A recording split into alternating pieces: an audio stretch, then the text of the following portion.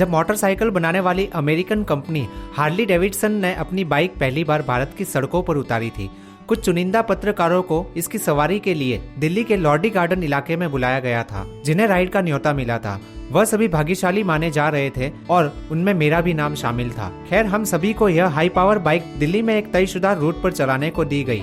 जाहिर है Harley Davidson का लुत्फ जिम्मेदारी के साथ उठाना था, लेकिन ऐसा नहीं हुआ। हम अपने जोश को काबू में नहीं रख पाए और कतार को तोड़ते हुए मनमाने तरीके से राइड का मजा लिया। असल में इस भारी भरकम बाइक को लेकर शुरू में उत्साह ही कुछ अलग था। निश्चित तौर पर उस वक्त हार्ले डेविडसन की बाइक एक नायाब चीज थी। अंतराल के बाद अब 2020 में हालात अलग है। अनोखी बाइकें बनाने वाली अमेरिका की यह कंपनी भारतीय बाजार में पूरी तरह निकलने की तैयारी कर रही है। ऐसा नहीं भी हो तो कम से कम कंपनी को कोशिश खुद को समेटने की है। लगता है कि करीब एक दशक के मुश्किल भरे सफर के बाद हार्ली डेविडसन का भारतीय बाजार से मोहभंग हो गया है। हालांकि लॉन्च के बाद हार्ली डेविडसन के लिए शुरुआती कुछ साल उम्मीद भरे हुए थे। उस वक्त के एमडी अनूप प्रकाश भारतीय बाजार को लेकर उत्साह में दिखते थे। असल में तब भारत में सुपर बाइक का दौर शुरू नहीं हुआ था। सुपर बाइक के तौर पर सड़कों पर सुजुकी की हायाबुसा ही कभी कभी नजर आती थी। हार्ली डेविडसन को भी एक बाइक बनाने वाली मजबूत और संभावनाशील कंपनी के तौर पर देखा गया। ऐसा लगा कि कंपनी का इरादा भारत में लंबी रेस का घोड़ा बनने का है। हार्ली डेविडसन ने असेंबलिंग के लिए हरियाणा के बवाल में अपनी यूनिट स्थापित की। यह बड़ी बात थी क्योंकि तब एक बाइक का सीधे आयात किया जाता था। यहाँ की होंडा और यामा जैसी कंपनियां भी भारत की यूनिट में असेंबलिंग नहीं करती थी। खैर, शुरुआती जोश धीरे धीरे ठंडा पड़ता गया। इसके बाद भारत की विख्यात कंपनी को भारतीय बाजार की कड़वी सच्चाई का सामना करना पड़ा। यानी किसी प्रोडक्ट को लेकर शुरुआती जोश का मतलब यह नहीं है वास्तव में उसकी बिक्री भी होगी। वैसे तो भारतीय खरीदार सभी ब्रांड को आजमाते हैं, लेकिन आखिरकार कुछ भरोसेमंद ब्रांड को ही चुनते हैं। कार के मामले में उसका भरोसा मारुति सुजुकी और हुंडई मोटर पर है, तो बाइक के मामले में हीरो मोटो, बजाज ऑटो, टीवीएस और रॉयल एनफील्ड से जुड़ाव है।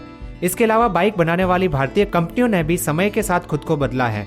उन्होंने समय के साथ बेहतर और आकर्षित मॉडल लॉन्च किए, जबकि हार्ली डेविडसन का जलवा फीका पड़ता चला गया। हैरत की बात नहीं है कि भारत में पिछले 10 साल से हार्ली डेविडसन की सिर्फ 30,000 बाइक की ही बिक्री हुई है, जबकि भारत में हर साल 17 मिलियन यानी 1 करोड़ 70 लाख बाइक बेची जाती है। और ऐसा तब है जब 500 सीसी इंजन से ज्यादा बाइक का बाजार अपने शैशव काल में है। बाद के कुछ वर्षों में हार्ली डेविडसन को दूसरी अंतर्राष्ट्रीय कंपनियों मसलन Triumph, KTM, Ducati, Benelli, BMW से भी मुकाबला करना पड़ा। भारत में टॉप एंड बाइक की सालाना बिक्री 25,000 से कुछ ही ज्यादा है। इसलिए कई कंपनियों के आने से हार्ली डेविडसन के लिए मुश्किल बढ़ती चली गई। बाद में भारत की रॉयल एनफील्ड ने भी हार्ली डेविडसन के किले में सेंध लगाई। उसने 650 सीसी की इंटरसेप्टर और कॉन्टिनेंटल GT लॉन्च कर दी।